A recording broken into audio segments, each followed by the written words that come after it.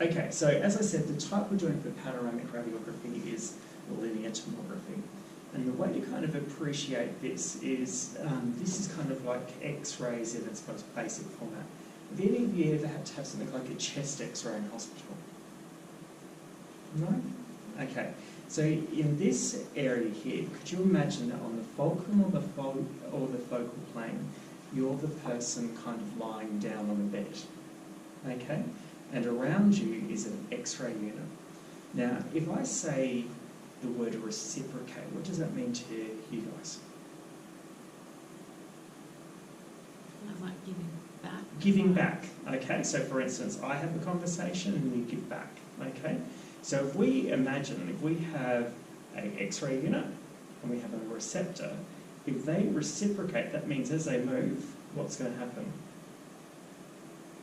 So this is the sensor or the receptor, and this is the X-ray unit. What are we having? Would you call that a reciprocating movement? So when one moves, the other kind of moves back. Yes? So can you imagine that as we're moving this, you can see here we've got the X-ray tube. The X-rays are coming out and they're hitting the sensor. Notice how when this X-ray tube is moving, the other side is moving in the opposite direction.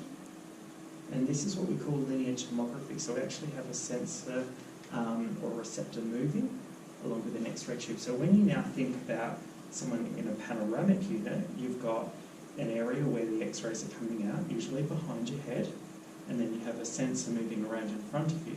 Do you notice how both always move together? Yeah? Okay. So linear tomography is a type we kind of use for panoramic radiography.